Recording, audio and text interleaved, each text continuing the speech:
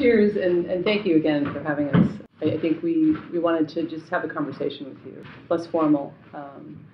But really, we wanted to start off just by telling you how thrilled we are that you've accepted this honorary presidency. As you know, you follow in the footsteps of Kurt Vonnegut and Isaac Asimov. So even though the humanists aren't necessarily known as literary folks per se, I think it's a great tradition, and we're really thrilled and honored.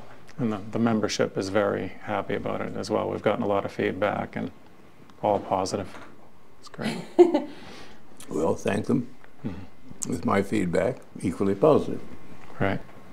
Are you? What's your familiarity with the AHA? I mean, the humanists, I guess. Well, when I see items, that's about it, from time to time. But I knew Asimov fairly well, and Kurt very well. Kurt was taken from us. You know, he was walking his dog when he lost his balance, fell on his head and died, which was grim because he was in pretty good form the last few years. Had something disagreeable to say about almost anything. Probably a lot of Americans don't know about humanism or humanists, and why do you think that is? Try and tell them about Jefferson one day, and you'll get a real blank. They might know the name, but... Well, they get the name, but they think it's, you know, somebody who, I don't know, looks after lepers in the streets of Calcutta.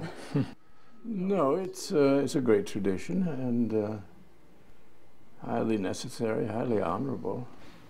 And it's all we have left of les Lumières, the lit up ones to which Jefferson and company belonged. And there's no living movement. I mean, progressive just sounds, you know, like Theodore Roosevelt gasping away. Right.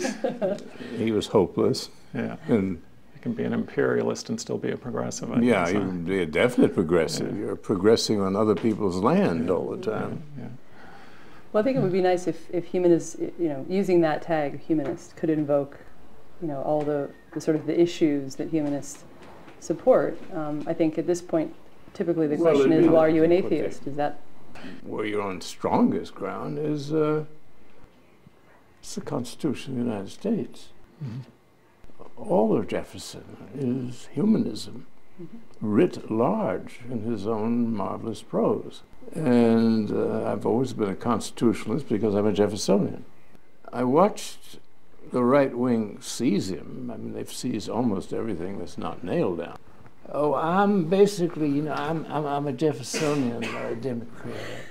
We're not like the other, you know, we're not communists. No, we're just Jeffersonians. You know, they don't know what they're talking about.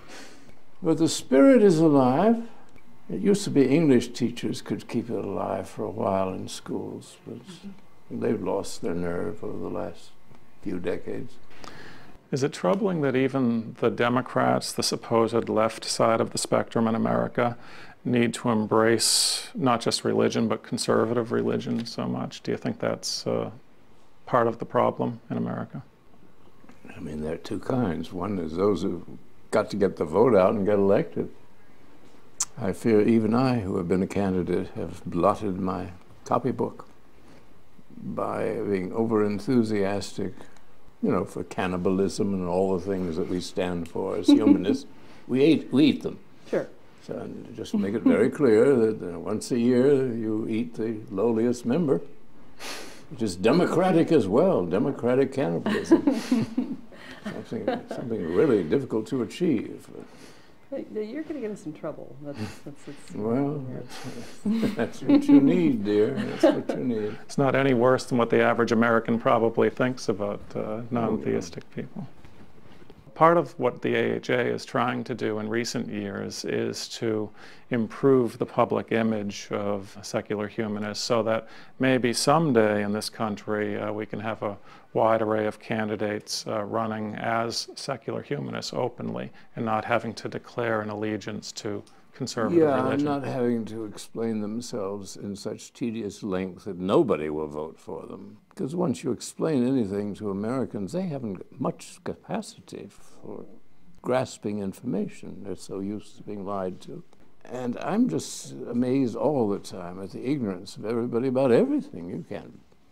You can take nothing for granted, that they'll know what you're talking about unless you tediously explain and explain and explain. One of the projects that the AHA is likely to embark on sometime soon is a serious campaign to have E Pluribus Unum declared as the national motto to replace In God We Trust. I assume I don't like E Pluribus Unum either. You didn't like that? No. Out of many, one? Well, it's about as Marxist as you can get. It would be consistent with the federal nature of the government and the pluralistic nature of the people. Oh, come on, we're going to have a new constitution. We have that. We're going to get rid of a lot of the federal government. It's got to happen. It's not working. It works against us. Do you have another suggestion for national motto? I'm assuming you're not for In God We Trust. No. Well, we don't need a motto. Well, the problem is we have one now, so we're thinking they're never going to just cast that by the wayside, so we need to replace it. We might rid ourselves of all superstition. What do you think of Obama's call-outs to humanists? He's mentioned humanists specifically several times in his inauguration speech. He referred to non-believers. I think. I mean, he came over, he presented himself as, I mean, he is a Jeffersonian. He is, educated, and he's sufficiently wise to know the way of the world.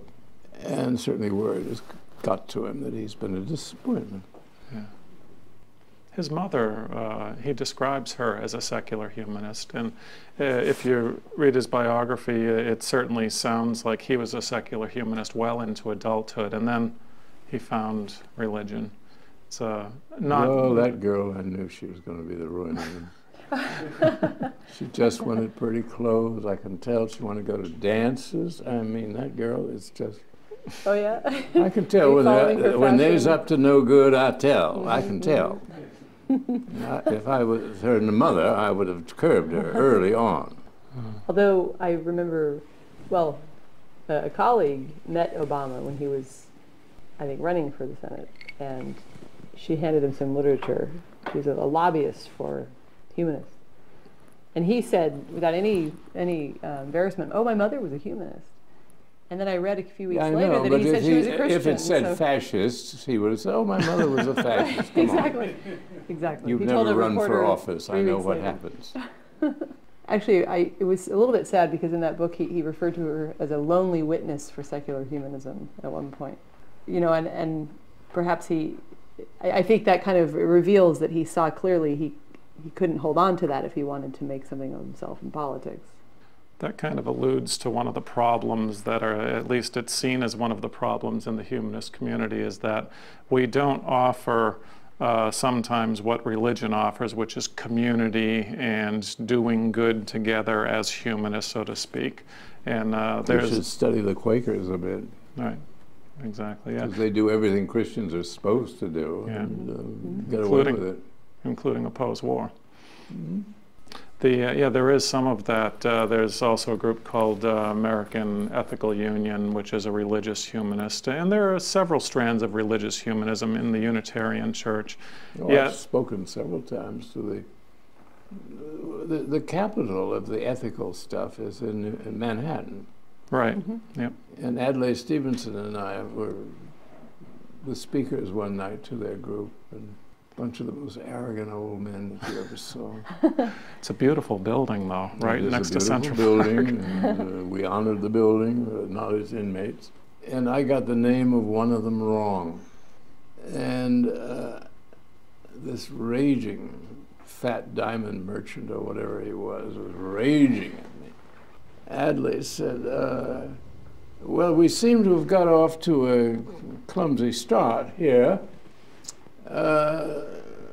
So let's begin again. It's wonderful to be here with And he got the name right for the group. And I'm sure that then he couldn't remember the guy's name. And I'm sure that, and Stevenson, when he came on Smooth, was the smoothest guy on earth. He said, and he said, I think every Tom, Dick, and Harry here will agree with me what a marvelous occasion this is. Well, the guy couldn't grumble anymore.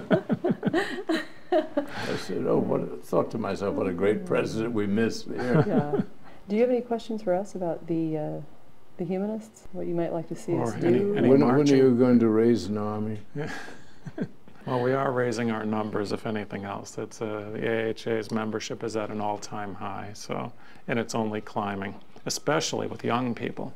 The online, through Facebook, MySpace, all these tools, young people are really gravitating. So there may be reason for hope, after all. I'd like to think so. Well, if you only get my readers, I mean, my God, they're vast. Definitely. Those little books that I call pamphlets, that's all they were. Mm-hmm. And suddenly they're all bestsellers. Yeah. And I have to talk about them. I don't even remember them by the time I'm asked to comment. I think people are hungry for reason. I think they really are. It's just a matter of being able to do it. We like to think that we provided for them. Yeah. As best we can. Right. Right.